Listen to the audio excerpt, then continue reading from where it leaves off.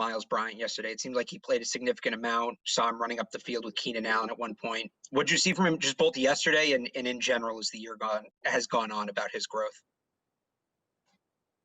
Yeah, Miles has done a nice job for us.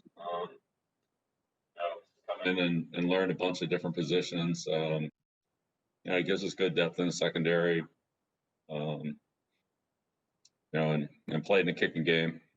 So he's a smart kid, works hard, instinctive, seems to have a good feel for the game, and prepares well. He's a smart player. Thank you. You're welcome. Next question, Chris Ryan, followed by Mike Reese. Hey, Bill, how are you? Good, Chris. How's it going? Pretty good, thanks. Wanted to ask you about a couple of comments your players made after the game about the identity of this football team, where both Damian Harris and Adrian Phillips talked about, this being a physical kind of punch first type of group. Is that how you see, the identity of this group? And is that a big deal to you to have a quote unquote identity? Yeah, I just try to talk to the team each week about, what we need to do to win and what gives us the best chance to win. So, we've been able to do that, better in the last few weeks than earlier in the season. Each game takes on its own personality because of the new opponent, new matchups. So, but we try to do the things that we can do well and try to focus on those. And some of the things that we're not doing well, then we either need to improve them or try to avoid them. So when look at it every week. Sorry, when there's discussions about you, it's generally about your defensive expertise. But is there more pride, or perhaps a significant amount of pride, in the special teams aspect of what takes place? And do you enjoy greatly a type of performance that took place on Sunday? Yeah, of course. Those guys work extremely hard. We have a very good core group there.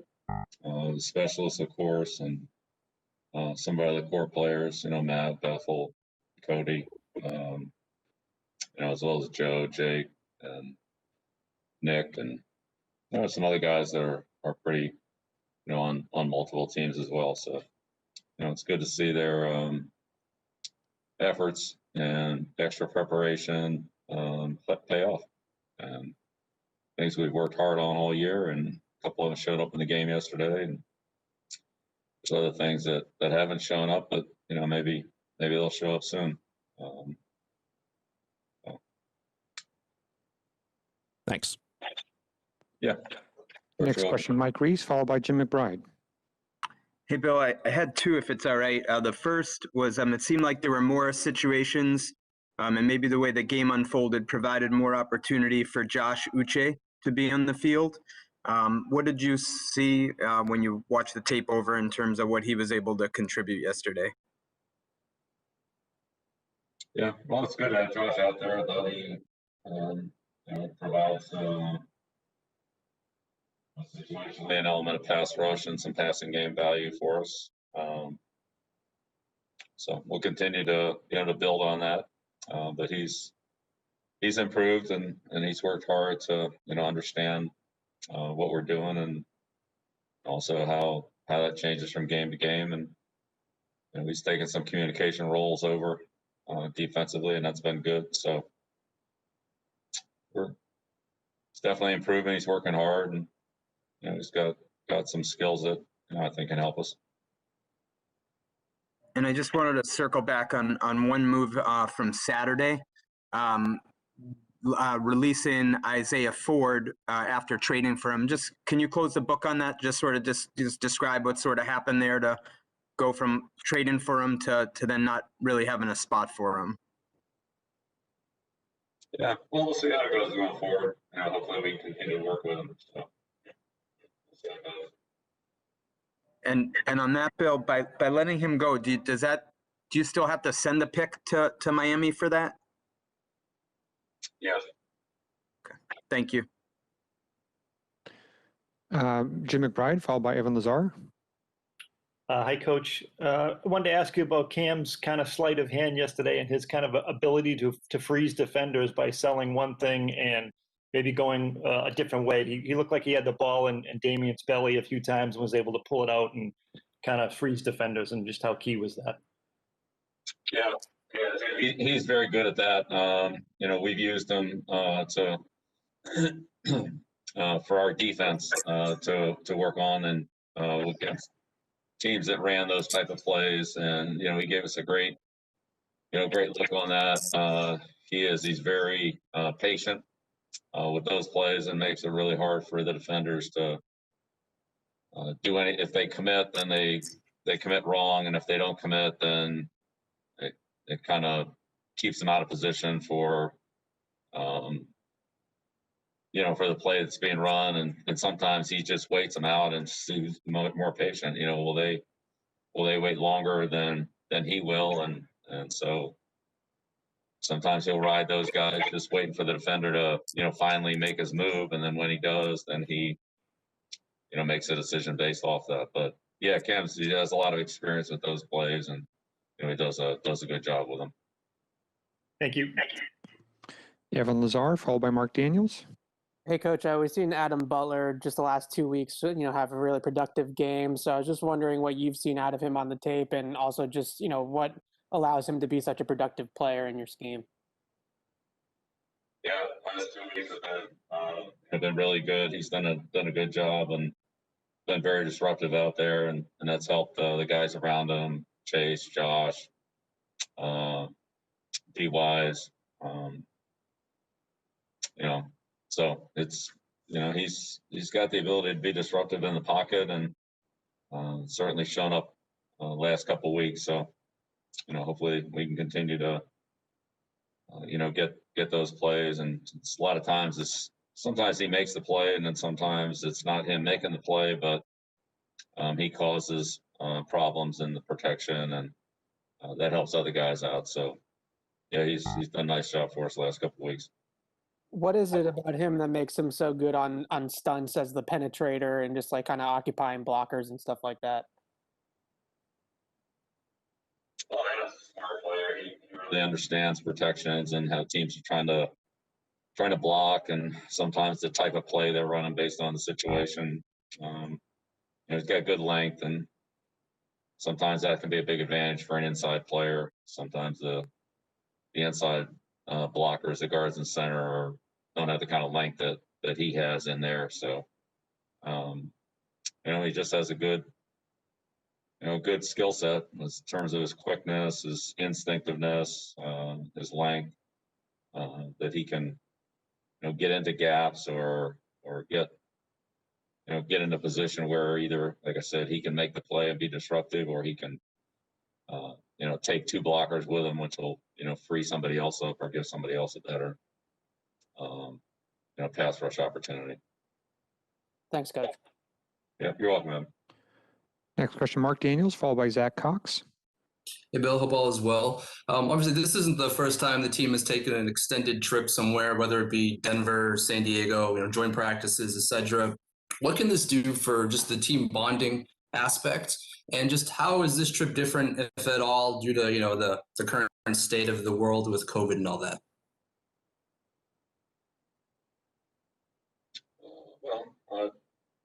The restrictions that we're under, so we've been pretty much dealing with that all year. So it's not new for this year, but relative to the other trips you mentioned, of course it's different and less opportunity to interact and do things. We've done things as a team at times, and that's really not an option in this game in this week. And some of the same things with the players, but it's obviously a big advantage last night to be able to play the game and then come back to the hotel and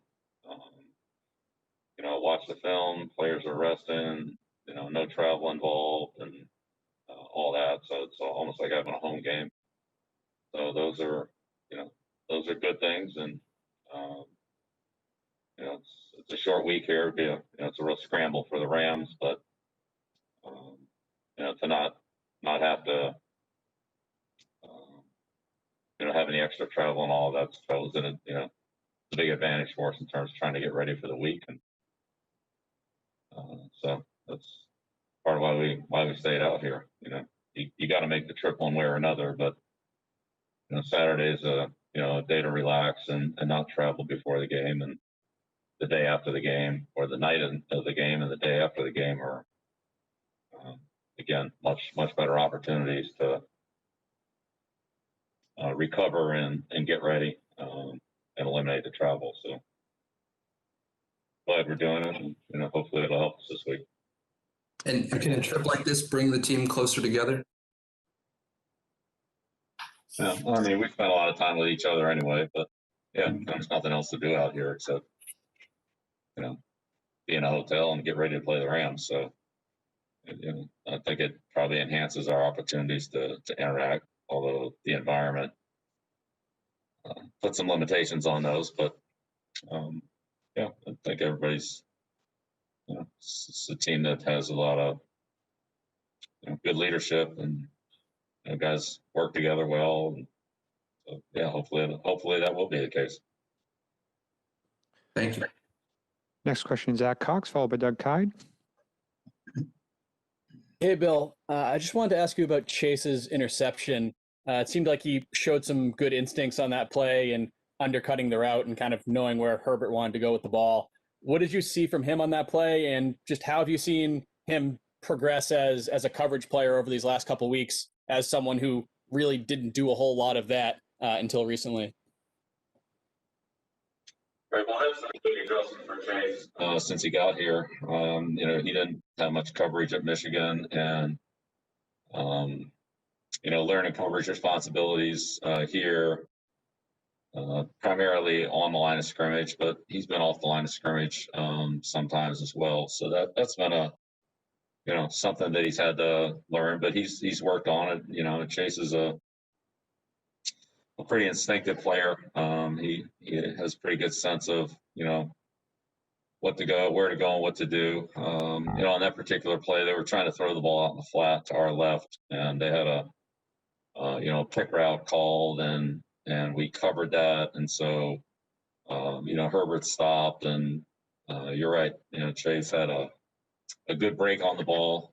He saw the throw, made a good break on the ball, made a good interception in traffic. I think he got had some contact as he was, picking off the ball, but like Herbert was trying to come back to, come off the initial read, and Chase read it well and made a good catch, which for defensive linemen is that's not something they do a lot of, but that was a good catch in traffic, and a big play for us. So.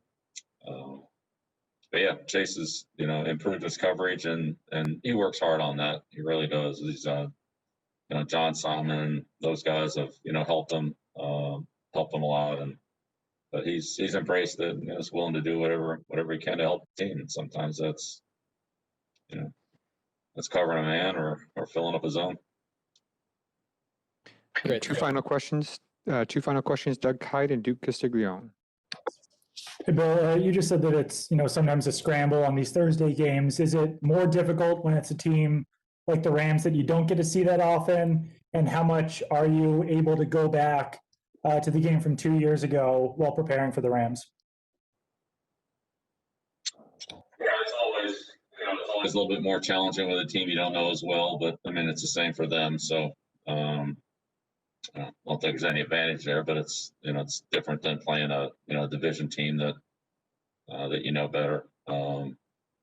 Yeah, there's some carryover offensively from the Rams. Defensively, they've changed coordinators from Wade to Staley, and changed special teams coordinators from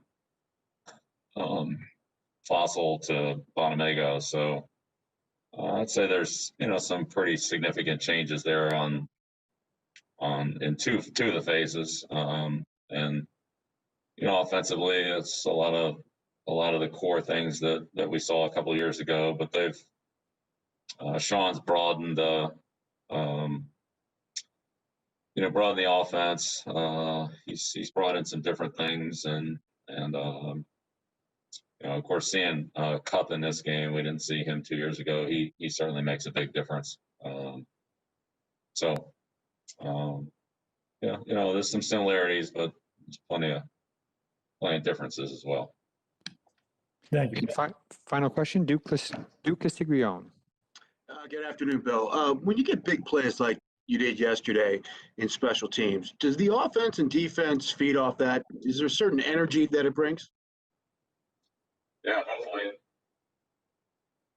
Hopefully when we can create field position plays for the offense, with a turnover or playing a kicking game, block kick or kick return or something like that. That should give the offense some energy and an opportunity, and certainly when the offense or the special teams scores, that gives the defense a similar type of boost and energy to go out there and either we've closed the margin or we're gotten further ahead, and so whichever way it is, it's a big positive for that unit, and hopefully if those units can play well consecutively, then that's where you really have a lot of team success. So score, good kickoff coverage, get the ball back on defense, set the offense up in good field position, score. Those are good opportunities there that if everything works together, that can really give you a big advantage. Thank you, Coach. Thanks, everyone. Great, thank you.